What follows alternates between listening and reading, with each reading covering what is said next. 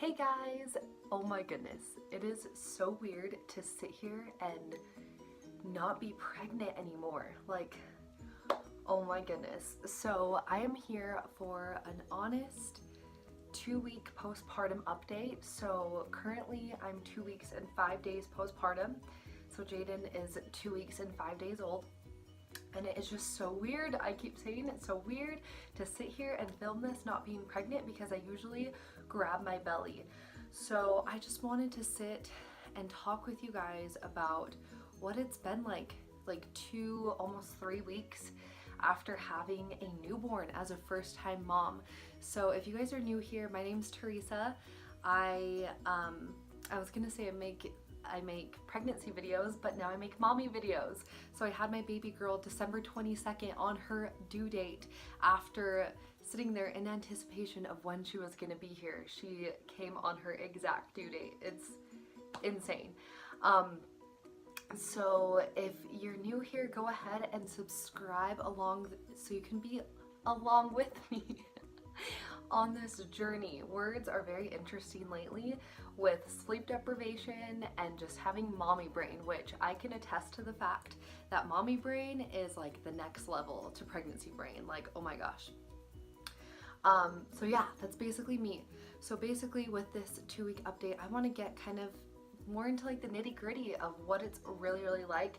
I mean, I have notes and I'm gonna go generally off of them. And then I also want to give a little update on baby Jayden. She's sleeping right now, so I would have you guys meet her. I'm gonna try to put in some pictures right here so you guys can go ahead and check her out.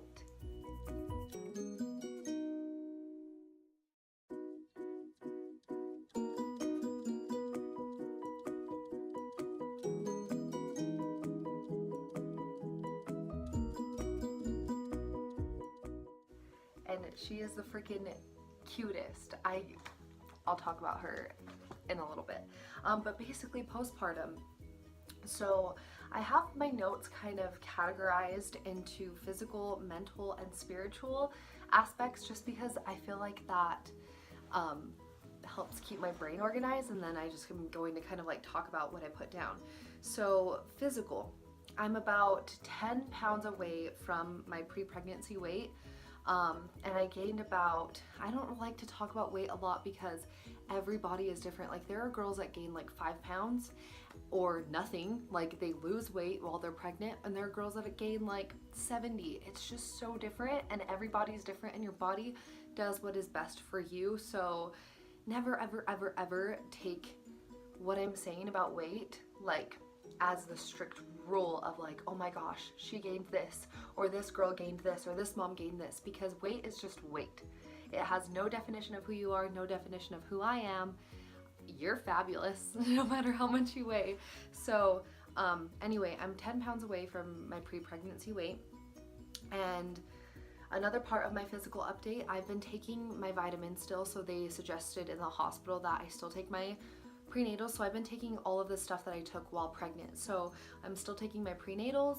I'm taking my probiotic that is meant for pregnancy and breastfeeding, which is cool because it helps up your supply. I am taking my vegan omega-3, so like it's like vegan fish oil type thing. I just saw her toys basically. And then also B vitamins. Now I also am taking, on top of that, I'm taking a lot of stuff, and that's what my body says is okay, and it's all good.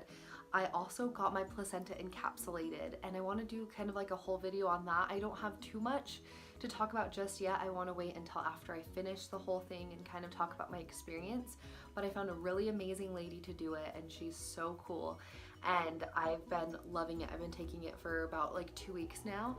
My heater just went on, but so I take my placenta, and that's 3 times a day, along with ashwagandha, which is not good during pregnancy, but it is so good after. And with all the research I was doing, it is so good in like the Ayurvedic medicine to increase milk supply as well, and it's also a natural stress reliever. And yeah, it's basically just good for stress and calming the body.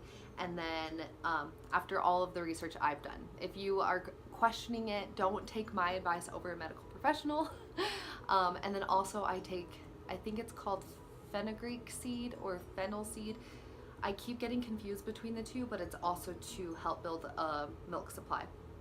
So I didn't give myself time to see if I had problems with my milk supply. I just kind of started to take these things like a couple days after I had her, just to make sure that I'm doing well with my milk supply. And then also I've been drinking a crap ton of water, and that's been making me feel so good. It made me feel so good during pregnancy, so I'm doing it a ton now, and also to keep up my supply. Also my appetite is back. For a couple days after having her, I would think I was so just in shock and sleep deprived. I literally didn't sleep for like 4 days after having her because I was just like making sure she was okay. I couldn't sleep. I just wanted to stare at her all the time. And I have never survived off that little of sleep before. Like I'm used to not getting sleep because of when I was in college and doing so much that I just hardly ever slept, and I lived off coffee, and I felt like I wasn't even alive. I felt like I was a zombie, but I've never survived off this little amount of sleep, and I swear I got like an hour of sleep within a 4-day span, just because I wanted to like take care of her. And anytime anyone was like, go ahead and take a nap, I was like, no, I want to watch my baby, and I wanted to be around her and make sure she was okay, because I kept her in me for 9 months, and now she's out in the world, and I'm like, oh my gosh. So definitely been eating more because my appetite's back from actually getting some sleep. And then I also have been doing yoga again, just been like creeping it in there of like what I can and can't do, and just really listening to my body. It sort of is an adjustment and sort of isn't, because I did yoga all the way up until the day before my due date. If you watched my labor and delivery video, I did it a day before my due date, so it's kind of easier now that I don't have this big old belly. It's less fun because I would feel all her kicks during yoga, but it definitely is a lot easier. But with that being said, I feel like I'm just regaining my sense of balance altogether. So within yoga and just driving, I drive a little crappier now. Like parking, like I can drive perfectly fine, but when I park, I feel like I'm just kind of like off center, which makes sense because I had a huge belly and that was my center for so long, and now it's gone and she's here and I'm just like my own person. It's so weird to like be only me again. It's such an adjustment. So that is my physical state. My mental, I'm getting more clear each and every day. So this is something I didn't really know about, that which makes sense to me. So what I'm trying to say is, when I was pregnant, when I first got pregnant, I felt so weird. There was a rush of hormones. I did not feel clear. I felt like foggy headed because it just felt so surreal to me. And that same exact feeling came back like after I gave birth, because I'm like, oh my gosh, there's so many, like there's a drop in hormones. I'm a mom now. What does that even mean? Like, am I still Teresa? Like, bada bada bada. I was still very excited and very happy. As you can see, like my postpartum update, or not my postpartum update, my 38 and 39 week update, I was still talking about how happy I was. And then also my labor and delivery story, I was still very happy, just very like foggy headed. And each day I'm getting more and more like myself, which is very, very cool to kind of like be clear again. It was the same thing when I first got pregnant.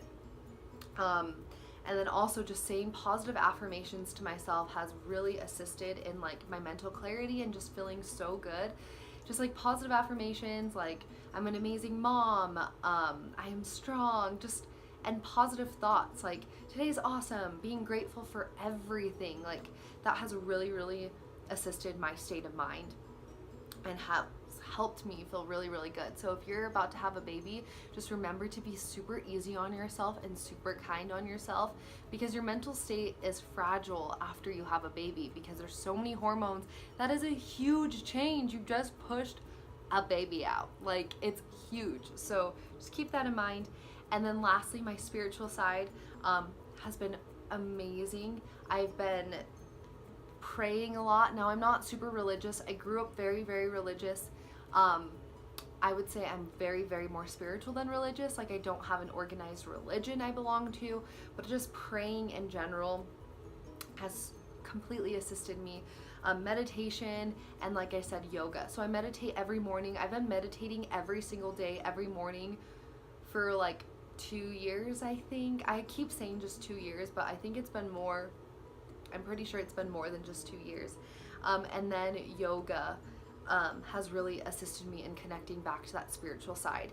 And I kind of maybe want to make a video about this, but I feel way more spiritual and spiritually connected after having my daughter. Like, it's insane. I don't know.